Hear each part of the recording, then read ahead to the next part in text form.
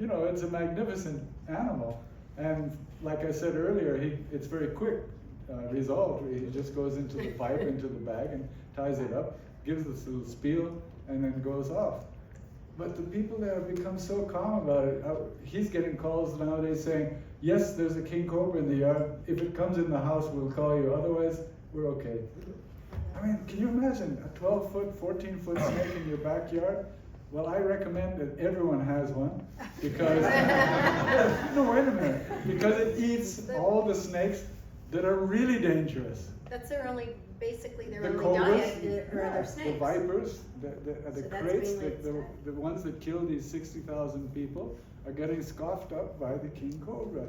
So, hey. But And king cobra does not, you can't die from a king cobra. You can, Oh, yes. oh, yes. Yes. King King cobra cobra is the only snake in the world that has the capability of killing a full-grown elephant with one blade. Yeah. You know, they can produce 7 milliliters, what is that, cc's of venom, Yeah. a tremendous quantity of venom. But they are so, not frightened, frightened of people. They seem to be so intelligent in the sense they know how dangerous people are. We are the most dangerous animal in the world after all. And they want to just keep away from people. And people rarely see them, even though they're around. The king cobra usually sees you first and gets the hell out of there fast. Human being, And I think that was best personified. And I'm sorry that you all can't experience what I experienced working at the Serpentarium by watching Bill Haas do his king cobra presentation on that lawn every Sunday. And you can see the king cobra, if any snake has the capability of thinking, it is that snake. If you watch the king cobra, you watch Mr. Haas work that snake, and the snake did not come lunging. It was not like, you know, the spitter or something. It would sit there and you see it open its mouth and it'd think. And it was just thinking. You learn so much by watching that interaction with Bill Haas that way. It's something I'll never forget, because when I first started, one of the things I would do is when I would open up the Serpent, but you'd go down a hallway, and the first room on the left was the king cobra room that had the big red coffin boxes that had the king cobras in them. So the lights were off, you know, my job was just to open the door and turn on the lights, so when Mr. Haas came down, everything was ready. Well, I opened up one day and one had gotten out. And I opened the door and I turned on the light, and right away you just this thing started, and it just looked at me. And I just looked at it and closed the door. And I went, Mr. Haas, this is King Cobra. He goes, oh. And he opened it and goes, oh yeah, so it is. And he just went in there and just opened the crate thing, and all the King Cobra wanted to do just get back in the crate on its own. He didn't have to pick it up and put it in the crate. He just opened the crate, put the crate, and the snake went back in the crate on its own. You know, it's that old saying. Another mentor of mine, Jim Fowler, told me, listen, if you properly respect an animal, you should never be in a position to be afraid of it. And that makes a lot of sense when you think about it. And I tell you, you know, the things that I've learned from watching people like Ram and Joe and Jim, these are people that have taught me about wildlife. The stuff we're seeing a lot today on television, guys, and what you're seeing in social media, throw that crap out, okay? When animals attack the world's deadliest river monsters, that's not the kind of stuff that's going to make you want to appreciate wildlife, okay? When I watched Wild Kingdom, I wanted to go out and explore. Kids watch this stuff today, and they go, I'm not going to go out there today. Someone's going to kill me. It's the wrong message.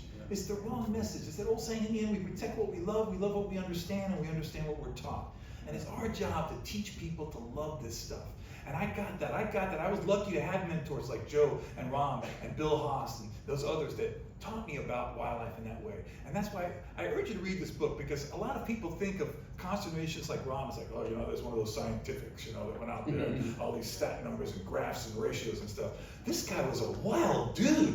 He was out of his mind. I mean, the stuff he did. Still am. Yeah, but this is what's great about him. This is what's great about him. And I think that's what's great, because it connects it to everyday people. You know, until we get the everyday people who live alongside this wildlife to care about it, all the conservation work in the world is not going to work.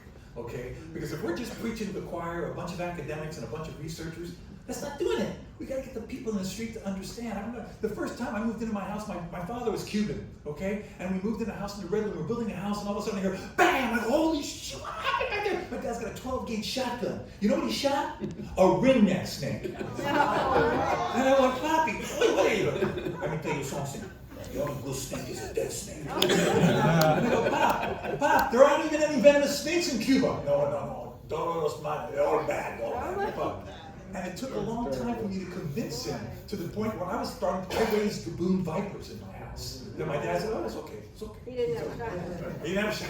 But I mean, we have to change that mentality. Crazy. And people like Ram and Joe, these are really the founders of those educators that have been able to do that. And I speak, I think, on behalf of Ram and Joe when I want to thank Naya and her family, her mom and her dad, for providing us with the opportunities and the platforms to learn. You know, today, everything's so politically correct, everything's so litigious, nobody's allowed to do anything anymore. Everything's like, oh, you can't do that, you'll get sued, you can't do that, you know, I mean, I'll never forget the first time Mr. Haas said, okay, yeah, you can clean the cottonmouth cage, you can clean the cobra cage. Oh my God, you can clean the cobra cage, this is great. And he trusted us to do it. I mean, he watched us the first few times, and Mr. Haas was not one of these guys who talks a lot. He allowed you to watch. He set by example, so watch what he did. Today, you know, I mean, at least at the zoo, Jesus Christmas, to go into the venomous snake thing, you have to have like 5 people behind you, there's all kinds of protocols. I don't know how anything gets done anymore, because we're so litigious and so worried about things. I miss the time that we kind of grew up in. I wish you guys had more opportunities of that. But I cannot say enough about these two gentlemen and Naya and her family for what they provided to us to be who we are today. I would just like to add, Reading the book, Ram's book, my father had a different upbringing, but there's an underlining thing of the fact that you just have to do what you are meant to do, and that followed through. he did so many things, my dad did other things, but there was always that life purpose, and I think that it's amazing to still have people that can do that. And I read that going, oh my gosh. He always had that, you always had that.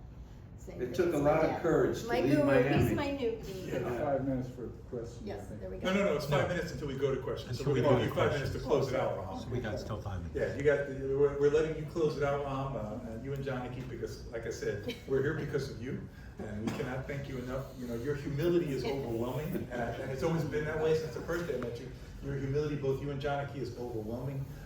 But I want you to know that, you know, people like me are part of your legacy because of what you've been able to teach us, for what you've been able to do and expose us to things. And I think people need to know that, you know. I carry a huge chip on my shoulder because I get a lot of credit for things I don't deserve. People see you on television, they hear you on the radio, they think you're important, and that's crap. It's not that at all. I'm on television and the radio because I'm doing that. They're not on television and the radio as much because they don't have time to do that. They're doing the important stuff behind the scenes. And that's important that you guys understand that. So close it out, Ram. Close it up. Okay, now I gotta get serious here. Yeah, no, it's just wonderful to have a group of people to talk to about the stuff that we've done and that we've had so much fun doing. And that's probably the key to it. All of us have a hell of a lot of fun. And you know, I mean, it's serious work, yes.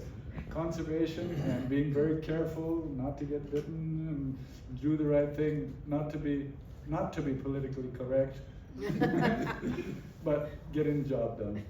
And it has been a bit of a weird experience for me because I was born in the United States. I look very American, but when I'm in India and I get through with the local language, which she'll admit and I mean, very gently chastise me. That wasn't how you're supposed to say it.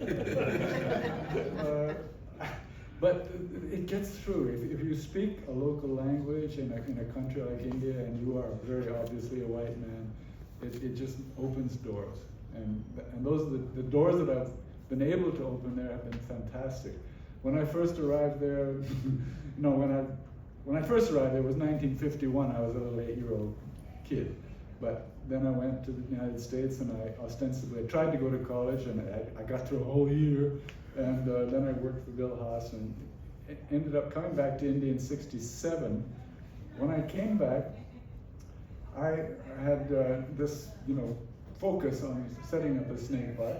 And I think getting through to people was very easy because I was involved when we first set up the snake park. The very first year that we were open, we had 1 million visitors, and it was fantastic. And I thought, well, people are really scared of snakes. Yes, many people are. Most people maybe, but they're all fascinated by snakes. And getting so much of our whole wildlife conservation message through snakes is it works like magic.